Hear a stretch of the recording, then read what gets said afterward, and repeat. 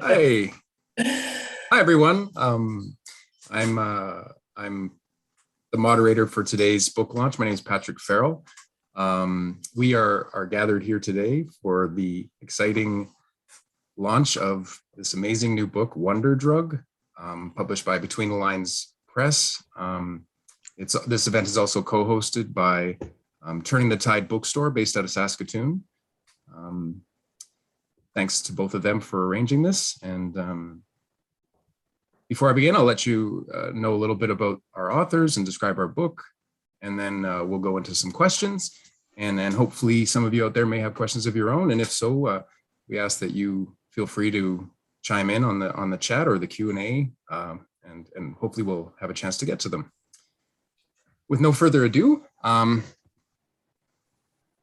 like to introduce our authors first. We have Nicole Marie Burton, our illustrator. She's a comic book and children's book illustrator based in Ontario. With over a decade of experience in activist art and design, she is a founding member of the Ad Astra Comics Publishing Collective, which specializes in comics with social justice themes. Her published work includes The Beast, Making a Living on a Dying Planet, The Boy Who Walked Backwards, and a chapter in the anthology Drawn to Change, Graphic Histories of Working Class Struggle. Most recently, she was part of the Between the Line publication Enemy Alien, a true story about life behind barbed wire, published last year. We also have Hugh Goldring. He's our author. He's a writer from Ontario, Ottawa, Ontario, the wastes of Ottawa, Ontario, in Algonquin territory. As one half of Petroglyph Studios, he works full-time writing comics and social justice themes in partnership with scholars, unions, activists, and NGOs. He is part of the Ad Astra Comics Publishing Collective, which published his first graphic novel, The Beast, Making a Living on a Dying Planet. And we also have Erika Dyck, the historian. Erika is a Tier 1 Canada Research Chair in the History of Medicine at the University of Saskatchewan in Saskatoon. Her first book, Psychedelic Psychiatry, published in 2008, uncovered the incredible true story on which Wonder Drug is based. In addition to her prominent work in psychedelic history, her research has also produced books in the history of mental health, human experimentation, eugenics, birth control, and contraception, among much else. Believe it or not, it is not heavy reading, may not be light reading, but she's currently working on several book projects, surprise, surprise, including Psychedelics in an International Context, Women in the History of Psychedelics, and soon to be published book on the Hollywood Hospital in New Westminster, BC, which was among the pioneering psychedelic therapy clinics in the world at the time, in the 50s and into the 60s. My name is Patrick Farrell. I'm a researcher, writer, and editor who also works on psychedelic themes. I've collaborated with Erika on several projects, including maybe most notably a collection of letters between Aldous Huxley and Humphrey Osmond, in which the term psychedelic was coined, and the bulk of the letters were written for a few of you, at least, not far from, actually it's still far, Canada's huge. I know Saskatoon's a ways from Weyburn, and we currently work on a series on women in the history of psychedelics with the Chacruna Institute.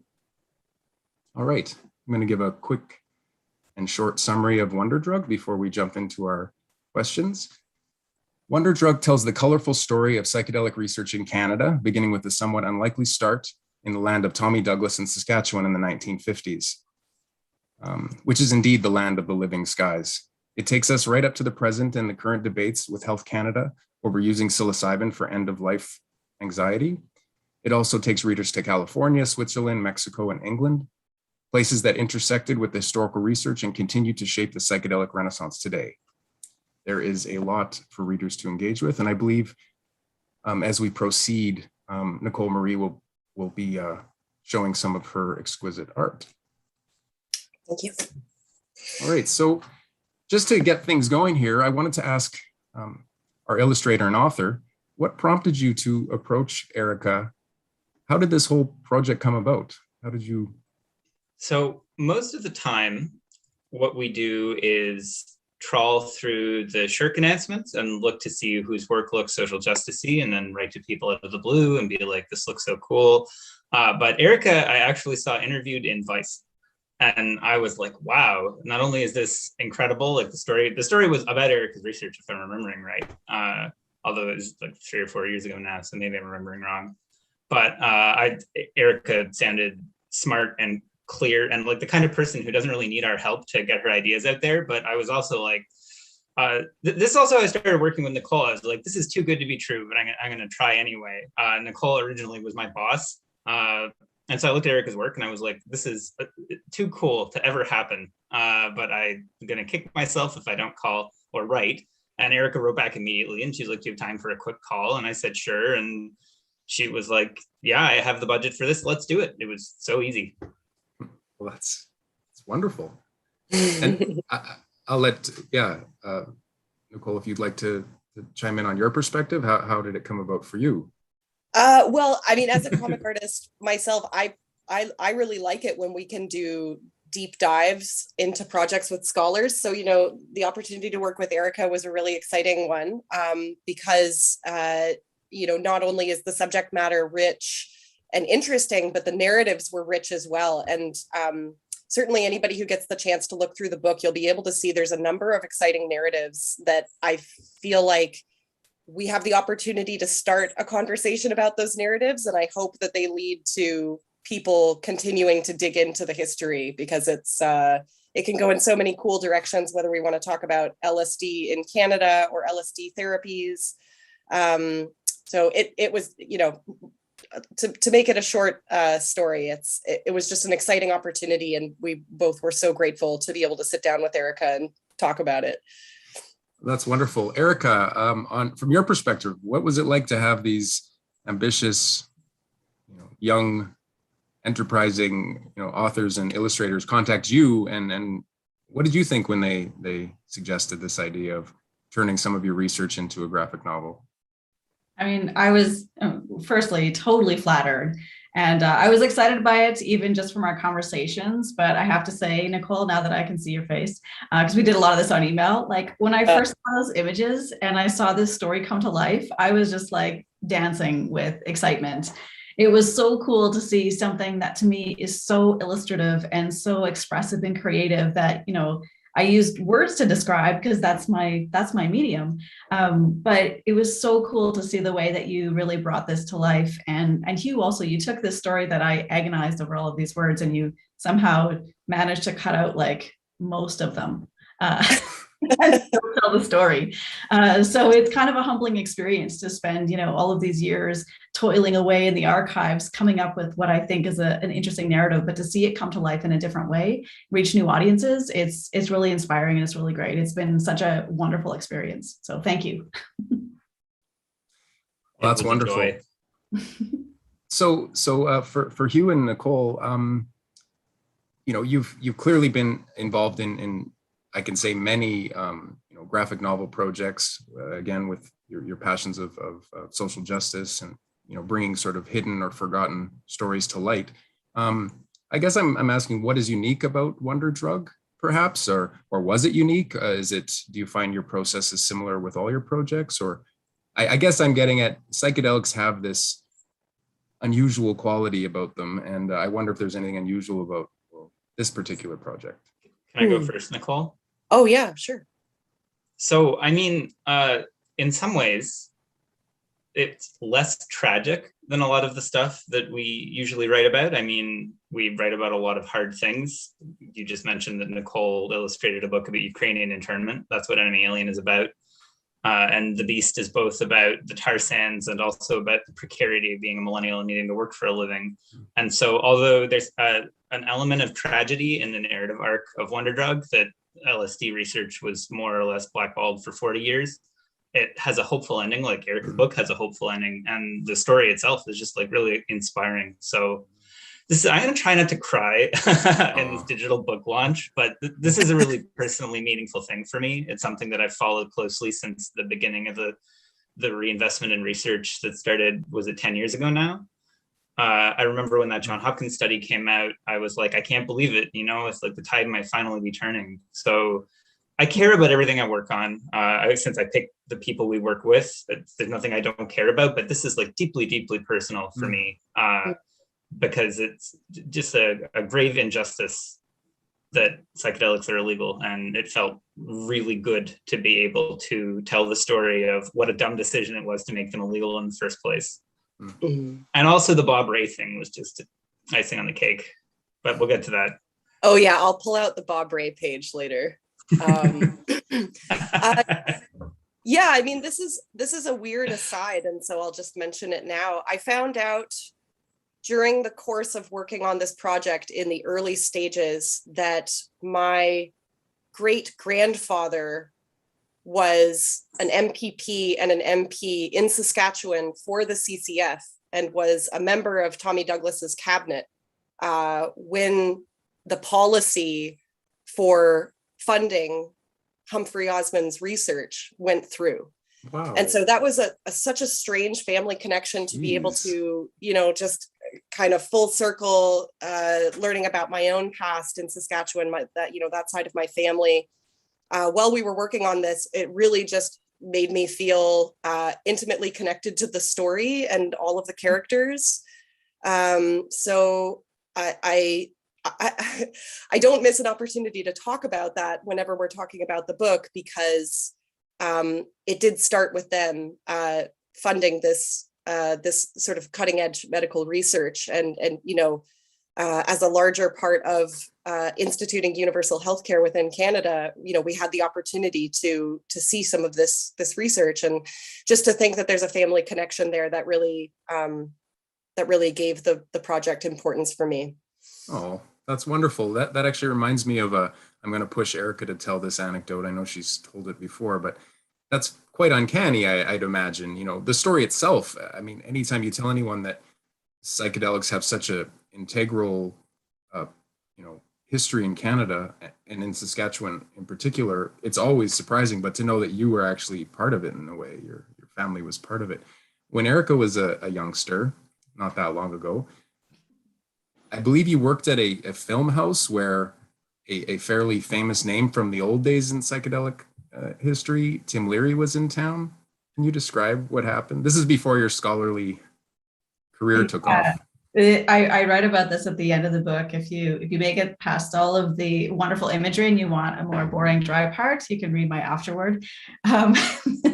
I was a student employee at a movie theater. We did like second run theaters, and occasionally there were talks.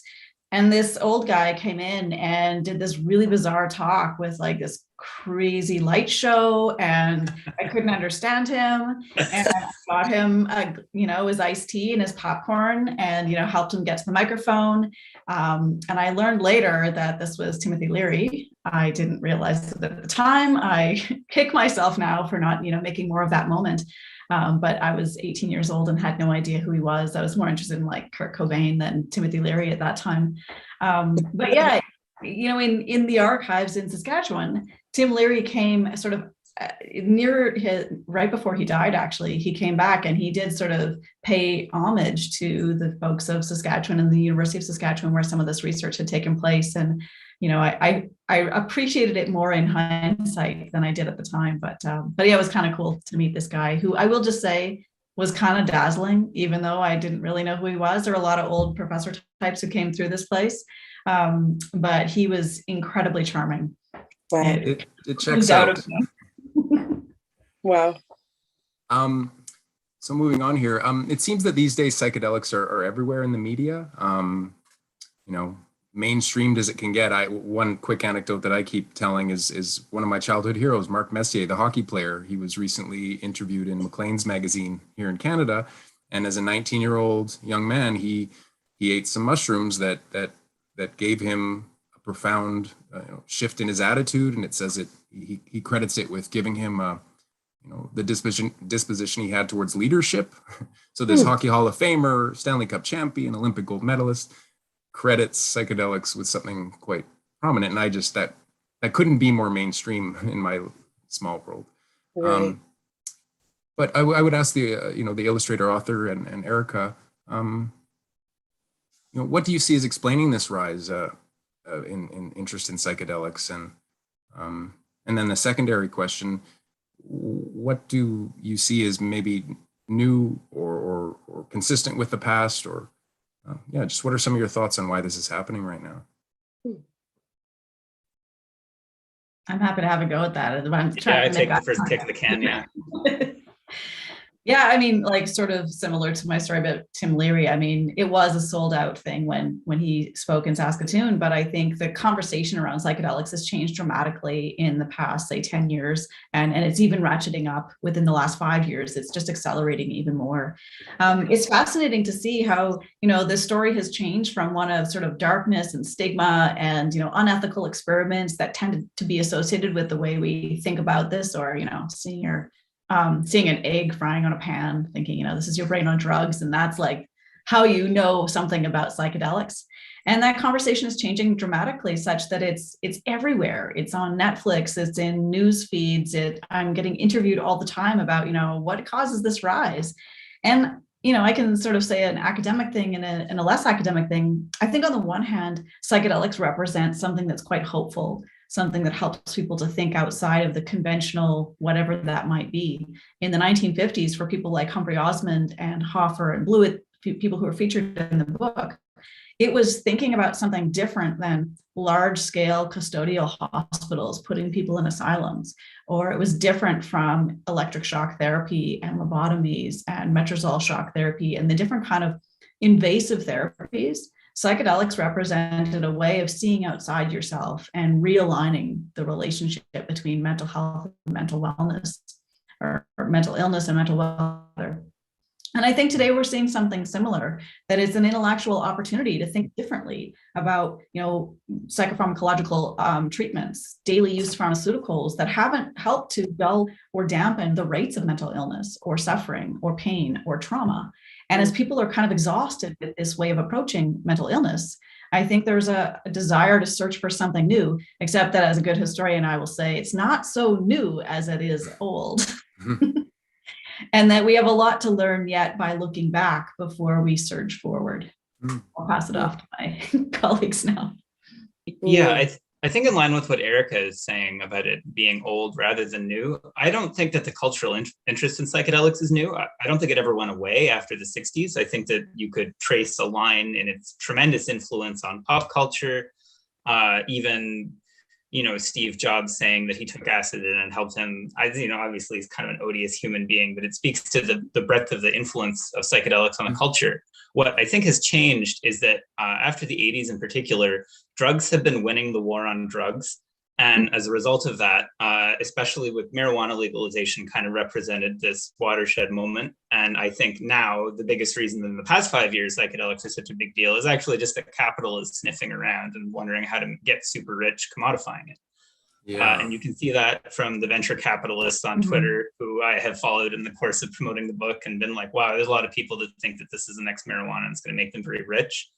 And I think that the whole thrust of drugs being legalized is probably tied to the fact that states are strapped for revenues. This is probably more true of marijuana than it is of LSD, the revenue thing in particular. But the states don't want to bring in social programs. And so they're looking for ways to appease people, and ending the drug war is an easy win. It doesn't cost the government anything. It actually saves the government money. And so it just makes pragmatic sense for a neoliberal state that's resistant to social welfare spending to legalize drugs so that people can... Not that LSD is a very good drug to do this with, but numb the pain of capitalism. In fact, the cool thing about LSD is it's not a very good drug for that at all. It'll probably push you in the other direction. Not to overstate its capacity to turn people into communists. Interesting. Yeah. And what about you, Nicole? I don't know if I have too much to add after those two very astute observations. I will note that, following up with what Hugh said with the legalization of marijuana, I definitely do feel like that. I had a conversation with a US veteran activist a few years ago, because I was born in the US, but I've been living in Canada for the last almost 20 years now. And we were talking about social movements, and I said, I've been out of the US for so long. What do you think has changed? What do you think are the defining features of social movements in the United States, since gay marriage and the push for legalization? And my friend said, I think people are just tired of pretending to be something that they're not, and they're just not willing to do it anymore. And that's one of the reasons why People just aren't willing to hide the fact that they're queer. It's one of the reasons why people aren't willing to hide the fact that they use certain substances to help regulate or self-medicate. And there's just kind of a reckoning happening with people where, they want to live their truth. And I actually think that psychedelics are an important part of people's finding their existential truth. And people who have that experience let other people know that they've had that experience, and the word gets passed on. I think that the scientific research, of course, is very tangible, and it's very heartening to see it happening, whether it's in universities or there's municipal pilot projects happening. But just in general, I do feel like the general culture of people who wouldn't even consider themselves to be political are ready and open to have their minds changed about this issue. So with that in mind, I do feel like this is a really important story for us all to be visiting right now. And I definitely feel like Erika said a lot of what I wanted to say with this, but it's great to be able to have something to contribute to that nebulous conversation, whether it goes in the direction of the war on drugs and criminalization of drugs, whether it goes in the direction of pharmaceuticals and big pharma. There's lots of different ways. Psychedelics are a really interesting addition to those conversations right now. Thank you very much. So a couple more questions from me, and then we might open it up to the chat. But I guess along these lines, and Erika might be the most poised, but obviously it seems like both Hugh and Nicole are paying attention to these issues as well. But is psychedelic research coming back to Canada? Is it coming back to Saskatchewan? Is it coming back to University of Saskatchewan?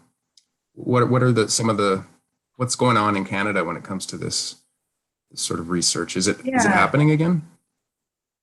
Well, I might, if it's okay with you, Chair Moderator, I'm going to fuse this with the question I see in the chat as well about the past and the future. I think that part of what brought it to Saskatchewan in the first place, and this has already been alluded to, is in part this interest in investing in a publicly funded healthcare system. And when Tommy Douglas was elected, and there weren't that many, a lot of professionals had left during the Depression, and this left Saskatchewan kind of like hobbled or weakened in terms of its professional scientists and healthcare policy analysts, all of the sorts of middle-class professionals. And so I think in part, there was this political opportunity to bring people together. And as the book explains, there's a moment when Saskatchewan becomes a bit of an ideological magnet and brings people in like Humphrey Osmond, who Nicole has just beautifully pictured here. And we'll see, and please, throw in some of these images. And the story starts to sort of unfold in this otherwise rather unlikely place, although I suspect the person who posed the question may realize that this isn't so unlikely. And there's this kind of interesting moment where I think not only does Saskatchewan become a kind of haven or ideological space for it, but it becomes a bit of a cocoon as well. And there are a number of different people who can get involved in this research relatively quickly. People know each other. There's a relatively small community, big hospital, but a small community where wives and nurses and cousins and family members sort of join in. And before you know it, you've got this really rich and diverse and interdisciplinary, if you will, group of people who are spending a lot of intellectual energy investing in something that is outside the frame. And it kind of compels people to invest in these creative, interesting ideas that don't have a precedent, which isn't entirely true. Of course, there's Indigenous research with this, and there are other forms of research with psychedelics. But the coining of the word psychedelic in Saskatchewan, I think, comes to bear because there was quite a lot of energy and a kind of intellectual freedom, or a climate of freedom that allowed for this research to take place. So we saw that this story sort of centers on the Weyburn, or the major mental hospital in Saskatchewan, although there are others. There are two main ones in Saskatchewan, but other research units sort of pick this up. And the Saskatchewan group, which is in its sense interdisciplinary, but I also want to shout out to the many wives who were very much involved. Amy Azumi was one of those wives who was very much involved in the work that was going on, especially just by helping people to make sense of what was going on. But that kind of research and those stories kind of leaked out or inspired other research units. And we see this in Hollywood Hospital that takes place, it forms in New Westminster, Vancouver, but we see them influencing research in California. And as Nicole and Hugh have depicted in this, in Wonder Drug, you'll see it sort of feeding back into the stories in Switzerland and taking inspiration from what's going on with psilocybin mushroom work in Mexico. And you see the Huxleys getting involved in these intimate ways, especially Aldous Huxley, but in this particular image, Kay Parley, a really important nurse, meets Frances Huxley, and she has her own LSD experience. And so there's all these interesting ways that Saskatchewan sort of becomes this interesting space that, you know, people don't typically end up there unless you're driving through it. So there's this awkward moment or inspiring moment, depending on your perspective, when Saskatchewan becomes a bit of a space where this kind of research gets incubated and then launches back out from there as people inevitably leave the province and move into other places. So just to quickly answer your question, Pat, if I still have time. Yeah. One of the things I think that is happening now is that Saskatchewan isn't necessarily on the map in terms of contemporary research, but we're starting to see, just in the last 2 years, we're starting to see a number of research chairs and funded positions across Canada that are investing in psychedelic research. Some of that is picking up directly where the historical story sort of leaves off in terms of the historical above ground, white market, whatever, funded scientific research. Although, as he mentions, of course, a lot of this was going on underground. And we're seeing it intersecting in interesting ways. I hope that Saskatchewan will, you know, regain its place on this landscape. But right now, not so much on the research side, but we are home to the first legal psilocybin candidate that Health Canada approved. Thomas Hartle, who makes a small appearance at the end of the book. So it ties it back in. Wonderful. Wow. Well, it looks like we're coming very close to the end of our meeting. I did want to quickly go. There is somebody at Chelsea had asked in the chat.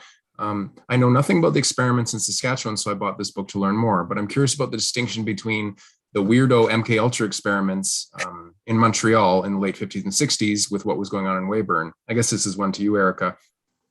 Is there a difference between what was happening in Western Canada and what happened in Montreal? Absolutely. MK Ultra. Yeah. Can you characterize that? I'll try to do it quickly, and apologies for my long-winded answers. So MK Ultra was a CIA-funded, partially CIA-funded set of experiments, mostly done in the United States, but there's a little trickle of it that comes into Canada. And Ewan Cameron was the psychiatrist who was Canada's ambassador on the Nuremberg trial. So he's kind of an ethical advisor, and yet he gets in trouble for giving people LSD, not necessarily with their consent, and he gives it to them repeatedly. And he invests in this thing that he calls psychic driving, where he tries to repattern one's thoughts by giving them repeat doses of LSD, combined with patterned sort of mantras. Like he gave LSD to women who were suffering from post-traumatic stress disorder. And then they'd listen to a tape for 3 or 4 days that says, you're beautiful, you're beautiful, you're beautiful. This research, he was later called out on this. He was sued for it, and there was an inquiry into this work after Ewan Cameron had died. But this brought a lot of attention to the kind of unethical work that was being done with psychedelics. That wasn't the kind of work in Saskatchewan. And I'll say very quickly, some of the first work that was done in Saskatchewan was actually physicians, psychiatrists, and their wives who were taking LSD themselves to try to gain a more empathetic appreciation for what it was like to live with a psychotic disorder or to live with a mental illness that sort of trapped one in their inability or challenged one's ability to express themselves, as I'm now modeling. But to appreciate what it was like to be constrained in expression was something that was really important, even if it didn't mirror exactly, the hallucination wasn't the same. Hugh and I might have different hallucinations, or Patrick and I might, or Nicole and I might, but the fact that we don't trust our senses was a lesson to be taken to heart by a lot of healthcare practitioners working with psychotic patients, but also with patients who were living in these custodial institutions. Very different as a starting point. So we're gonna wrap up here, but I had to just ask the illustrator, Nicole, just one last question. Thank you so much for clicking through some of your amazing pieces of art. And it has to be asked, the psychedelics often evoke, visual metaphors in people, and they're associated with, day glow colors and bright, often sort of abrasive color, a riot of color, breaking down of forms and whatnot. Yeah, given that you're an illustrator and this is your bread and butter, what was that like to render these images? Some are pretty straightforward, some look very psychedelic, and that's... Yeah, I'll tell you. So I took my color palette from the outfits of the Beatles' Sgt. Pepper album, just in case people think that looks a little familiar. Color palettes are always kind of a complicated thing, and you got to start with a few primary colors and then build from there. I mean, actually, a large portion of the book, when it's not dealing with psychedelic imagery, is like quite toned down. It's lighter pastel colors, and that's really supposed to speak to, I really wanted to give an impression of the vibrancy that you can get from the trips, but also to give the history. The narrative in some ways is quite straight-laced, so I kind of wanted to bring that across as well. And of course, I would take notes from Erika and Hugh whenever they would give them to me, and if they had ideas in the script of what to draw. I think there's one page where Hugh told me to draw a person who was a square walking through a psychedelic cube, and they would come out the other side as a free-loving hippie. And so I thought to myself, okay, how am I going to do this? So I'll just close us out by pulling up that slide. Okay, great. Thank you. Yeah, no problem. I'll grab it. Oh, this is so fun to work on. Well, I can't wait. And yes, just I might, I'll let Nicole describe this image here once it comes up. It's going to be a sec if you want to. Yeah, it's just going to take a second. Oh, no problem. No problem. There it is. Our gelatinous cube. Oh, yeah. So, yeah, really just supposed to show LSD as part of a larger cultural shift happening in the 1960s. And I love his sign, the make love, not money. I definitely can relate to that, not it's making great. money. Well, yeah. And another thing I'll just quickly add in is I do really try to make things, especially when I'm dealing with history, I really try to work with photographic references as much as possible to keep things historically accurate. So these are real magazine covers that were coming out at the time, contemporary media coverage of LSD. And this is the U of T campus from back in the day. Yeah. So. Well, that's fantastic. Well, let me just say a few words of closing. Thank you to you all, and congratulations on this amazing book. I personally can't wait to have a copy. I'd be showing it if I had one, but I'll be going to Between the Lines website and ordering one. Thank you to everyone that participated, and thanks to everyone online watching us in various forums. Please check out Between the Lines website, and if you're in Saskatoon, Turning the Tide bookstore, where you can pick up a copy. I'm sure Erika will be going in there to sign hers soon, right? And if I'll just maybe leave it to the authors. Did you have any remarks you wanted to say at the close of our launch? No, I mean, this isn't how I envisioned the book launch going when we started working on this book. I had this grand vision of a 30-city American tour, but the anti-vaxxers had other ideas. So here we all are, but I'm just really thrilled that I got to work on this. It was fun. I wrote a good chunk of it in California, which was even better. And I don't know if I'll ever work on another project this cool. Maybe not professionally wise to say so, but Oh, excellent. Feeling the love. Yeah, I'm just saying, dream project, awesome research. People should check out Erika's articles as they pop up in places like Vice and online. Just so many different threads to explore with this topic. Indeed. Oh shoot! And we're having a real life book launch in Toronto. We're not sure when yet, so watch the Petroglyph Twitter or Erika's Twitter. And it will be either December 2nd, 3rd, or 4th. I think that's excellent. Right. Yeah. Well, and I Fantastic. see that Peter Garden has said I can come in and sign some books, so I will definitely take you up on that, Peter. Thank you for the offer, and happy to do so. Thanks so much, everybody. Thank And you. congratulations. Oh, it's a pleasure. Thank- It was truly my honor. Thank you. Thanks, guys. Thanks, Have a good night. everyone. Congrats. Well done.